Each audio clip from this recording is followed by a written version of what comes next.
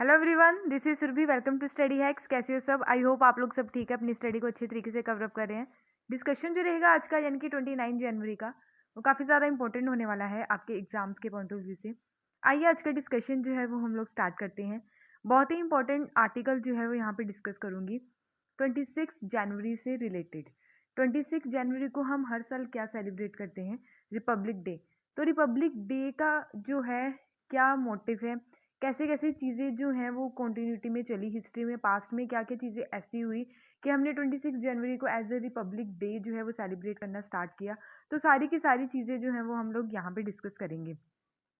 तो इस बार जो हमने रिपब्लिक डे सेलिब्रेट किया वो हमने 73rd नंबर का सेलिब्रेट किया 26 जनवरी को। किसकी याद में हम सेलिब्रेट करते हैं? क्योंकि इस दिन क्या हुआ था, हमारा जो कॉन्स्टिट्यूशन था, हमारा संविधान जो था, उसको हमने इम्प्लीमेंट किया था, ठीक है, 1950 में। क्लियर? तो कॉन्स्टिट्यूशन जो है हमारी कंट्री का, ये क्या है, यहाँ पे एक सुप्रीम लॉ है, ठीक है। सुप्रीम लॉ है हमारे इंडिया की लैंड का और साथ ही साथ हमारे सिटीजन्स का, ठीक है। और साथ ही साथ इंडिया जो है, जब हमें इंडिपेंडेंस मिली, ठीक है, इंडिपेंडेंट नेशन बना, कब बना? 15 अगस्त 1947 में, ठीक है। तो लॉर्ड लुइस माउंट बैटन जो थे, उनके द्वारा ये सारी चीज़ें की गई थी, ठीक है। माउंट बैटन प्लान भी जिसको बोला गया, जब लाया गया, ठीक है। तो सेकंड एनिवर्सरी जब थी, जापान की जो सबमिशन हुआ था, अलाइड पावर्स जो साथ में आई थी आफ्टर वर्ल्ड वॉर सेकंड, ठीक है। उसके बाद जो है इसकी एनिवर्सरी, सेकंड एनिवर्सरी भी इसकी सेलिब्रेट की गई। उसके बाद ही ये माउंट बैटन प्लान भी लाया गया, ठीक है, 1947 में। 1939 से 1945 तक क्या रहा? वर्ल्ड वॉर सेकंड का टाइम ड्यूरेशन रहा। तो 1947 में हमारी कंट्री में माउंट बैटन प्लान भी लाया गया। जब हमारी कंट्री को इंडिपेंडेंट मिली, ठीक है, उसके बाद यानी कि आफ्टर बिकेम द इंडिपेंडेंट, हमारे पास कोई भी हमारा पर्टिकुलर कोई कॉन्स्टिट्यूशन नहीं था जिसके जिसके रिगार्डिंग हमारा देश जो है, हमारी गवर्नमेंट जो है वो चल सके, ठीक है। उसके बाद क्या रहा कि बेस जो था इसका कॉमन लॉ सिस्टम का, वो किसके ऊपर डिपेंड था? सारा गवर्नमेंट ऑफ इंडिया एक्ट 1935 से। मोस्टली हमने जो फीचर्स लिए हैं वो गवर्नमेंट ऑफ इंडिया एक्ट 1935 से लिए हैं, ठीक है। तो ये गवर्नमेंट ऑफ इंडिया एक्ट 1935 जो था, ये ब्रिटिश गवर्नमेंट के द्वारा लाया गया था, ठीक है। अप्रोक्सीमेटली 2 वीक्स के बाद क्या हुआ? ड्राफ्टिंग कमेटी यहाँ पे सेटअप की गई, अपॉइंट की गई, जिसके chairman doctor B R Ambedkar को बनाया गया, ठीक है। तो ये काफ़ी ज़्यादा इंपॉर्टेंट है, कई बार एग्जाम में आ चुका है, ठीक है। तो इंडियन कॉन्स्टिट्यूशन जो है ये फाइनली रेडी हुआ और अडॉप्ट किया गया 26 नवंबर 1949 में, जिसको हम कॉन्स्टिट्यूशन डे यानी कि संविधान दिवस के नाम से भी सेलिब्रेट करते हैं। कॉन्स्टिट्यूशन जो है ये इफेक्ट में आया आफ्टर 2 मंथ, किसके? 26 जनवरी 1950 में, ठीक है। तो यानी कि 26 नवंबर 1949 में हमने अडॉप्ट किया, ठीक है। उसके 2 मंथ बाद क्या रहा? 26 जनवरी 1950 को ये इम्प्लीमेंट किया गया। उस दिन हम रिपब्लिक डे सेलिब्रेट करते हैं, ठीक है। तो इंडियन नेशनल कांग्रेस जो थी, ठीक है, 19 दिसंबर 1929 में इनके द्वारा एक हिस्टोरिक रेजोल्यूशन पास किया गया, जिसको पूर्ण स्वराज बोला गया, यानी कि कंप्लीट सेल्फ रूल। कब? लाहौर सेशन में, ठीक है, याद रखिएगा इसको। और साथ ही साथ डिक्लेयर किया गया कांग्रेस पार्टी के द्वारा 26 जनवरी 1930 में, ठीक है। तो 26 जनवरी 1930 में हम सेलिब्रेट करेंगे आने वाले टाइम में, ठीक है, independence day by the Indians. तो ये एक शपथ ली गई पंडित जवाहरलाल नेहरू जी के द्वारा, ठीक है, जो प्रेसिडेंट थे कांग्रेस पार्टी के, और उनके द्वारा ट्राई कलर होस्ट किया गया bank of the Ravi river, ठीक है, कहाँ पे? लाहौर में। क्लियर? तो इस दिन जो है सेलिब्रेट किया गया पूर्ण स्वराज फॉर नेक्स्ट 17 ईयर्स, यानी कि बोला गया कि हम आने वाले 17 साल के बाद हम अपूर्ण स्वराज जो है वो सेलिब्रेट करेंगे, यानी कि self rule. Okay. Constitution of India जो है ये अडॉप्ट किया गया फिर बाद में 26 नवंबर 1949 में, ठीक है। तो इसलिए 26 जनवरी जो है हम रिपब्लिक डे सेलिब्रेट करते हैं, ठीक है, क्योंकि इस दिन क्या किया गया था कि हमने शपथ ली थी पंडित जवाहरलाल नेहरू जी के द्वारा कि हम आने वाले 17 सालों के बाद जो है अपना जो है सेल्फ रूल यहाँ पे क्या करेंगे? सेलिब्रेट करेंगे, ठीक है, यानी कि पूर्ण स्वराज। डॉक्यूमेंट जो था यहाँ पे एसोसिएट किया गया नेशनल प्राइड, जिसको कब? 26 जनवरी में, ठीक है। सिग्निफिकेंस क्या है? ये आपके सामने प्रियम्बल है, ठीक है, जो काफ़ी ज़्यादा इंपॉर्टेंट है, ठीक है। तो स्टार्टिंग में आपको प्रियम्बल देखने को मिलता है, इससे रिलेटेड मैंने ऑलरेडी वीडियो बनाई है, प्लीज़ इसको जाके ज़रूर देखिएगा, काफ़ी ज़्यादा इंपॉर्टेंट है, ठीक है। अगर सिग्निफिकेंस की बात करें, रिपब्लिक डे जो है ये मोन्यूमेंटल डे है हमारी इंडियन हिस्ट्री का, क्योंकि इस दिन जो है हमारी कंट्री के द्वारा कॉन्स्टिट्यूशन जो है, ठीक है, इसको अडॉप्ट किया गया था और डिक्लेयर किया गया था अपने लॉज जो है अपनी कंट्री को लेके, ठीक है। यानी कि अपने ही लॉज होंगे, हम खुद बनाएंगे, कोई बाहर वाला आके लॉज नहीं बनाएगा, ना ही कोई बाहर वाला रूल करेगा, जैसे ब्रिटिशर्स ने हमारी कंट्री में किया, 200 साल तक ऐसे रूल किया, ठीक है। तो ये काफ़ी ज़्यादा इंपॉर्टेंट हो जाता है। तो ब्रिटिश कॉलोनियल जो गवर्नमेंट ऑफ इंडिया एक्ट था 1935 का, इसको फाइनली रिप्लेस कर दिया गया। तो इसकी जगह हमारा एक प्यारा संविधान यहाँ पे निकल के आया, जिसको कॉन्स्टिट्यूशन ऑफ इंडिया के नाम से हम आज के टाइम में जानते हैं, ठीक है। तो इसके अलावा एडिशनली जो है प्रियम्बल यहाँ पे ऐड किया गया, जो आपके सामने है, प्रियम्बल ऑफ द कॉन्स्टिट्यूशन, इसको भी इफेक्ट में लाया गया। प्रियम्बल जो है ये लार्जली कॉम्प्रेसिव स्टेटमेंट है जो प्रेजेंट है की प्रिंसिपल ऑफ द कॉन्स्टिट्यूशन, ठीक है। तो प्रियम्बल काफ़ी ज़्यादा इंपॉर्टेंट है, प्रियम्बल के बारे में भी कुछ हम डिस्कस कर लेते हैं, ठीक है। अगर बात करें प्रियम्बल के बारे में, तो अमेरिकन कॉन्स्टिट्यूशन जो था, ठीक है, ये फर्स्ट था जिसने प्रियम्बल के साथ अपना कॉन्स्टिट्यूशन स्टार्ट किया था। प्रियम्बल जो टर्म है ये रेफर की गई, इंट्रोड्यूस की गई, जो प्रेफरेंस करती है कॉन्स्टिट्यूशन को। प्रियम्बल जो है इंडियन कॉन्स्टिट्यूशन का बेस माना जाता है और ऑब्जेक्टिव रेजोल्यूशन लाया गया, यानी कि ड्राफ्ट लाया गया जो पंडित जवाहरलाल नेहरू जी के द्वारा 13 दिसंबर 1946 में। तो ये कुछ इंपॉर्टेंट फैक्ट है, आप प्लीज़ इसको नोट डाउन करते जाइए, ठीक है, क्लियर। और साथ ही साथ इससे रिलेटेड मेरी वीडियो भी है, ठीक है, तो उसको जाके ज़रूर देखिएगा, प्रियम्बल से रिलेटेड। और साथ ही साथ अमेंडमेंट किए गए, 42nd कॉन्स्टिट्यूशन अमेंडमेंट एक्ट 1976 लाया गया और उसके तहत 3 न्यू वर्ड्स यहाँ पे ऐड किए गए, सोशलिस्ट, सेकुलर एंड इंटीग्रिटी, ठीक है। तो ये 3 वर्ड्स जो हैं ये क्या किए गए, इसमें ऐड ऑन किए गए, ठीक है। अगर बात करें सर्टन जो कीवर्ड्स है, जैसे सॉवरन हो गया, ठीक है, सॉवरन यहाँ पे आपको देखने को मिलेगा, यहाँ पे सॉवरन, ठीक है। तो सॉवरन जो है इसका मतलब क्या रहता है, शासक, ठीक है। हमारी कंट्री जो है सॉवरन कंट्री है, इंडिपेंडेंट कंट्री है, ठीक है। और साथ ही साथ अगर सोशलिस्ट की बात करें, सोशलिस्ट का मतलब क्या रहता है, समाजवादी, ठीक है। तो सोशलिस्ट वर्ड जो ऐड किया गया 42nd कॉन्स्टिट्यूशन अमेंडमेंट एक्ट 1976 के तहत किया गया। अगर बात करें सेकुलर की, अगर मैं सेकुलर की बात करूँ, इसको भी, इस टर्म को भी 42nd कॉन्स्टिट्यूशन अमेंडमेंट एक्ट 1976 के तहत इसको ऐड ऑन किया गया। अगर मैं बात करूँ जस्टिस के बारे में, social, economic and political justice जो है, ये हमने जो लिया है, ये रशियन रेवोल्यूशन 1917 में जब हुआ था रशियन रेवोल्यूशन, वहाँ से हमने सोशलिस्ट, इकोनॉमिक एंड पॉलिटिकल जो जस्टिस है वो यहाँ पे ऐड ऑन किए गए हैं। अगर बात करें लिबर्टी के बारे में, यानी कि फ्रीडम, तो फ्रीडम, लिबर्टी जो है ये हमने कौन से रेवोल्यूशन से लिया है, ये फ्रेंच रेवोल्यूशन से, ठीक है। कब हुआ फ्रेंच रेवोल्यूशन, 1789 टू 1799, तो काफ़ी ज़्यादा इंपॉर्टेंट है, इसको आप लोगों ने याद रखना है, ठीक है। तो ये इंपॉर्टेंट चीज़ें हैं, यहाँ पे भी आप देख सकते हैं कि जो हमने अडॉप्ट किया था नवंबर 1949 में किया था, जिसको हम संविधान दिवस के नाम से भी जानते हैं, ठीक है। अगर बात करें यहाँ पे, इस दिन जो है लास्ट रिलीक कॉलोनियल सिस्टम का देखने को मिला था, ठीक है। और साथ ही इस डे का जो ओकेजन है, ठीक है, को मेमोरेट करते हैं हम, डेमोक्रेसी, रिपब्लिक, ठीक है। तो ये सारी चीज़ें मैंने आपको यहाँ पे बता दी, ठीक है। थ्रेट क्या है इंडियन डेमोक्रेसी का आज के टाइम में, अगर बात करें, भारत जो है, हमारे इंडिया जो है, दुनिया में सबसे तेजी से बढ़ती अर्थव्यवस्था में से एक है, ठीक है। तो एक के रूप में अपनी जगह बना ली है, लेकिन विकास के नाम पर ये बहुत पीछे छूट गया है, ठीक है। अगर पॉवर्टी की बात करें, यानी कि गरीबी के बारे में मैं बात करूं यहाँ पे, तो गरीबी जो है आज के टाइम में, ठीक है, तो सबसे बड़ी चुनौती है।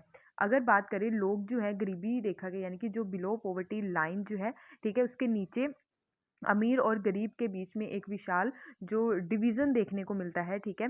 तो साथ ही साथ जेंडर डिस्क्रिमिनेशन की बात करें, तो वो भी काफ़ी ज़्यादा हद तक आपको देखने को मिलता है, यानी कि फीमेल रेशो और न्यू इकोनॉमिक जो अपॉर्चुनिटीज़ हैं, डिसपैरिटीज़ है, स्पेशली सैलरी को लेके वायलेंस काफ़ी ज़्यादा देखने को मिलता है, माल न्यूट्रिशन की काफ़ी ज़्यादा प्रॉब्लम है, ठीक है। अगर बात करें यहाँ पे कॉम्युनलिज्म एंड रिलीजियस फंडामेंटलिज्म जो है, ठीक है, जिसको हम बोलते हैं सांप्रदायिक और धार्मिक कट्टरवाद ने भारत में एक बहुत ही खतरनाक रूप और खतरनाक अनुपात हासिल कर लिया है। और इसके बारे में अगर बात करें, यानी कि ये भारत की राष्ट्रवाद पहचान का अपमान है और इसकी उभरती जो धर्मनिरपेक्ष संस्कृति के लिए भी एक दुखद झटका है, ठीक है। इंडियन डेमोक्रेसी की बात करें, तो जैसे कि भारतीय लोकतांत्रिक, ठीक है, या क्षेत्रवाद के साथ संघर्ष करता है, जो मुख्य रूप से क्षेत्रीय असमानताओं और विकास के असंतुलन का परिणाम है, ठीक है। तो कंटिन्यू यहाँ पे इनइक्वालिटी भी बहुत ज़्यादा देखने को मिलती है। ठीक है। ठीक है।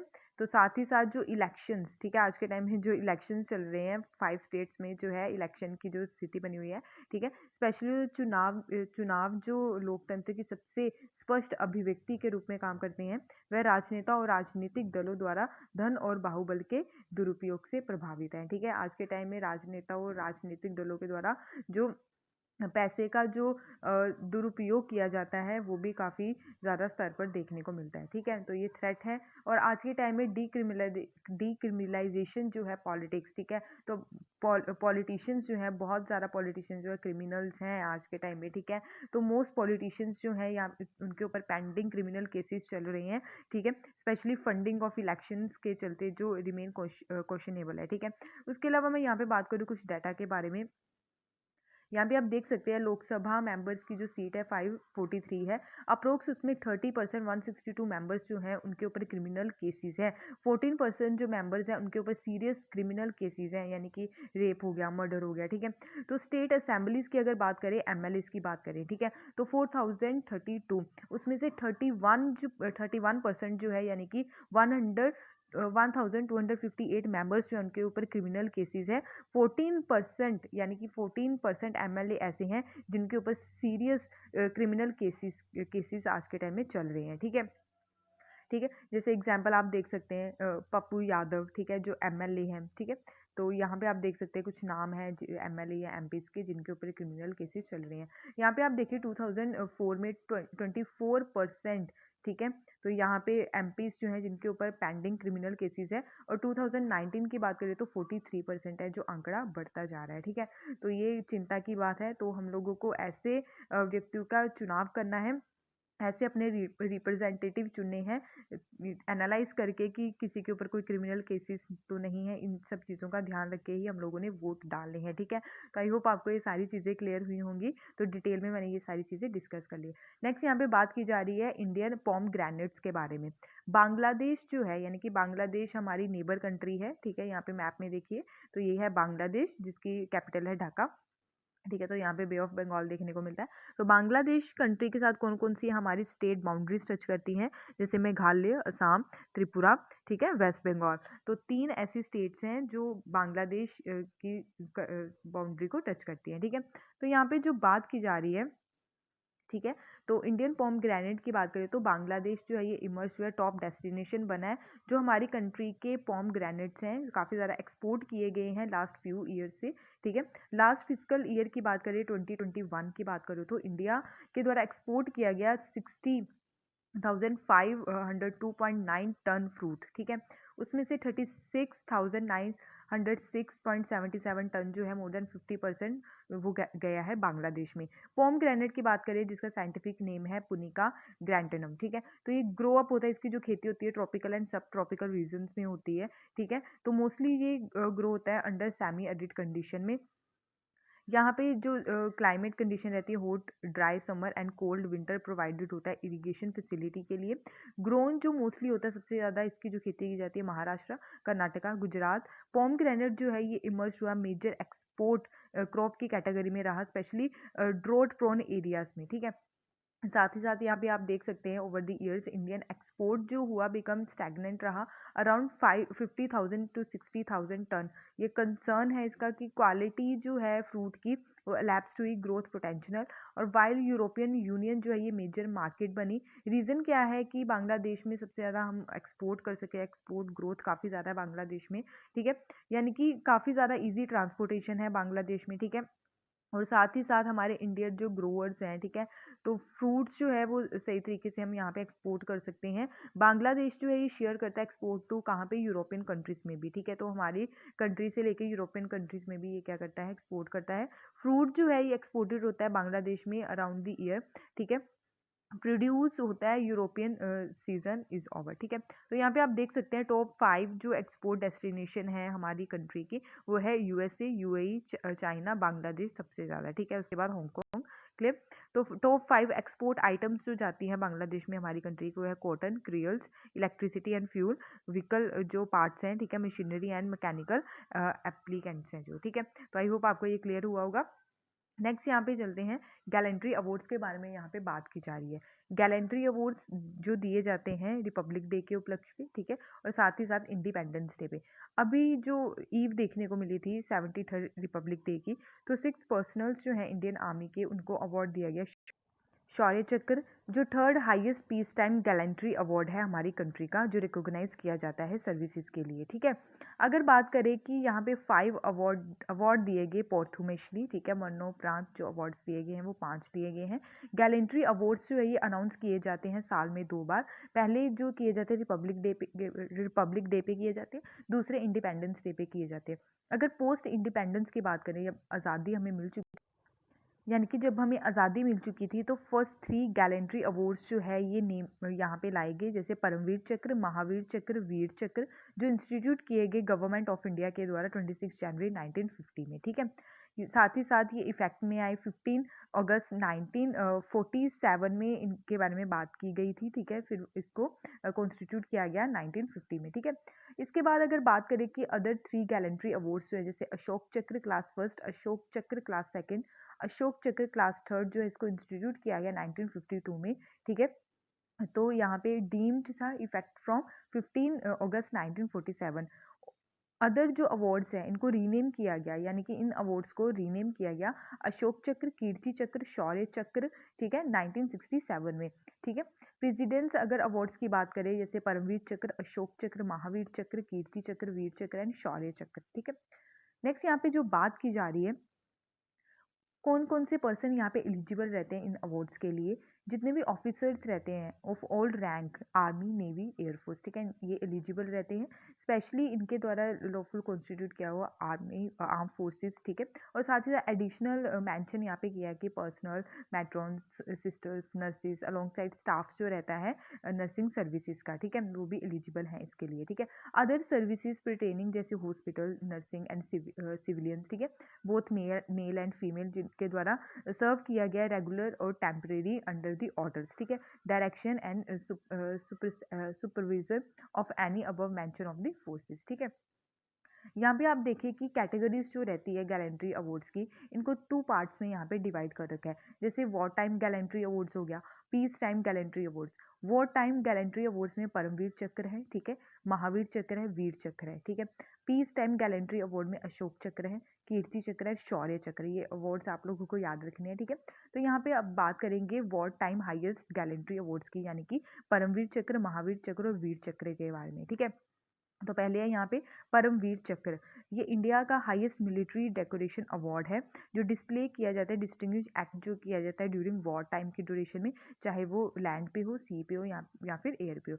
महावीर चक्र की बात करिए, सेकंड हाईएस्ट गैलेंट्री अवार्ड है, कॉन्स्पिशियस गैलेंट्री है, प्रेजेंस रहता है, जैसे आर्मी, सॉरी, जो एनिमी रहता है, जो हमारा दुश्मन रहता है, ठीक है, तो उसके साथ जो लड़ाई वगैरह की जाती है लैंड पे, सी पे और एयर पे, ठीक है।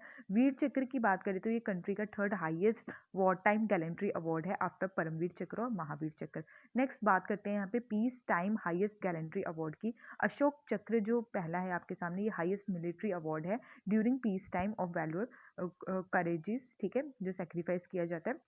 और साथ ही साथ अवार्ड जो है ये मोस्ट कॉन्स्पिशियस ब्रेवरी के लिए दिया जाता है, स्पेशली जो लड़ाई लड़ी जाती है उसके साथ, किसके साथ, एनिमी के साथ, ठीक है। तो सेल्फ सेक्रीफाइस यहाँ पे देखने को मिलता है। तो कीर्ति चक्र की बात करिए, second highest peace time gallantry award है, ठीक है, तो ये भी सेल्फ सेक्रीफाइस के लिए दिया जाता है from the field of battle, ठीक है। शौर्य चक्र की बात करें, ये अवार्ड है पर्सनल फॉर आर्म फोर्सेस, ठीक है, एक्स्ट्रा ऑर्डिनरी गैलेंट्री है ये, ठीक है। साथ ही साथ हम यहाँ पे देख सकते हैं वॉर टाइम गैलेंट्री अवार्ड्स जो हैं, परमवीर चक्र, महावीर चक्र और वीर चक्र, ठीक है। और peace time gallantry award Ashok चक्र, कीर्ति चक्र एंड शौर्य चक्र, ओके। नेक्स्ट यहाँ पे बात करते हैं कि अदर जो मेडल्स यहाँ पे देखने को मिलते हैं, जैसे सेना मेडल हो गया, ये अवार्ड दिया जाता है, ठीक है। एक्ट जो किया जाता है exceptional devotional duty and courage in the army, ठीक है। नाउ सेना मेडल ये नेवी के लिए दिया जाता है, वायु सेना मेडल जो है ये एयरफोर्स के लिए दिया जाता है, ठीक है। आई होप आपको ये सारी चीज़ें क्लियर हुई होंगी। डिटेल में मैंने इन अवार्ड्स के बारे में डिस्कस कर लिया है। अगर कोई भी डाउट होगा तो प्लीज़ कमेंट सेक्शन में ज़रूर अपने डाउट्स को लिखिएगा। नेक्स्ट यहाँ पे बात की जा रही है अनंथा नागेश्वरन। अनंथा नागेश्वरन जो है ये अपॉइंटमेंट से रिलेटेड न्यूज़ आ जाती है जो आपके एग्जाम में पूछा जा सकता है, ठीक है। तो गवर्नमेंट ऑफ इंडिया के द्वारा अपॉइंट किया गया है डॉक्टर वी अनंथा नागेश्वरम को as a new chief economic adviser. अभी हमारी कंट्री का बजट जो है 1 फरवरी को यहाँ पे अनाउंस होगा। उसी के चलते यहाँ पे जो चेंजेस अभी किए गए हैं, अनाउंसमेंट जो की गई है अभी प्रेजेंटेशन जो रहेगी बजट की, ठीक है। तो उसी के चलते ये जो अनाउंसमेंट की गई है और ये पोस्ट जो है ये वैकेंट थी सिंस दिसंबर 17 2021 से, जब केवी सुब्रमण्यम के द्वारा ऑफिस को छोड़ा गया, ठीक है। और he is former member of prime minister economic adviser council, okay. Next यहाँ पे बात की जा रही है TX2 अवार्ड के बारे में, ठीक है। तो TX2 अवार्ड जो दिया गया है ये अभी सथ्यामंगलम टाइगर रिजर्व को दिया गया है जो इरोड डिस्ट्रिक्ट तमिलनाडु में है। ये प्रेस्टिजियस TX2 अवार्ड है आफ्टर टाइगर जो की संख्या जो डबल करने की यहाँ पे बात की गई थी, ठीक है। तो डबल की 80 सिंस 2010 से, ठीक है। तो उसी के साथ साथ ये जो STR यानी कि सथ्यमंगलम टाइगर रिजर्व जो है और साथ ही साथ बर्दिया नेशनल पार्क जो है नेपाल, उसको ये अवार्ड से नवाजा गया है। तो याद रखिएगा ये कहाँ पे, ये तमिलनाडु में है। सत्यमंगलम वाइल्ड लाइफ सेंचुरी जो है ये डिक्लेयर की गई थी अ टाइगर रिजर्व 2013 में। रिजर्व जो है ये इसका जो फैला हुआ है इसका एरिया 1411.60 स्क्वायर किलोमीटर है, ठीक है। इंपॉर्टेंट लिंक है between Nilgiris and eastern Ghats landscape का, ठीक है। करंटली ये होम है largest tiger population in the world, ठीक है। अगर बात करें ये कनेक्ट करता है well establish tiger habitat like Mudumalai tiger reserve, Bandipur जो टाइगर रिजर्व है, BR हिल्स टाइगर रिजर्व, ठीक है। टाइगर्स की बात करें तो हमारी कंट्री में एक सेंसस लाया जाता है टाइगर से रिलेटेड 4 साल के बाद, ठीक है। पहले 2016 में लाया गया था स्टार्टिंग में, अभी लास्ट जो था 2018 का था। तो सबसे ज़्यादा टाइगर्स की संख्या जो पाई जाती है वो मध्य प्रदेश में पाई जाती है, ठीक है। तो याद रखिएगा इसको। नेक्स्ट यहाँ पे बात की जा रही है former Indian hockey team captain Charanjit Singh, ठीक है। तो इनकी हाल ही में अभी डेथ हुई है, ठीक है। तो 90 ईयर्स की एज में इनकी डेथ हुई। तो कैप्टन ये थे इंडियन हॉकी टीम के जब 1964 में हमारी कंट्री को क्या मिला, गोल्ड मिला, ठीक है, टोक्यो ओलंपिक में। और साथ ही साथ ये मेंबर रह चुके थे इंडियन टीम के, उनके द्वारा जीता गया सिल्वर मेडल 1960 में जो गेम्स हुई थी रोम में, और 1962 में एशियन गेम्स जकार्ता में, ठीक है। तो ये थे आज के important current affairs. I hope आपको ये सारी चीज़ें क्लियर हुई होंगी। PDF के लिए आप टेलीग्राम ज्वाइन कर सकते हैं, इंस्टाग्राम पे भी आप फॉलो कर सकते हैं। अगर वीडियो पसंद आए तो प्लीज़ लाइक शेयर सब्सक्राइब जरूर कीजिएगा, ठीक है। Thank you for watching my video. जय हिंद।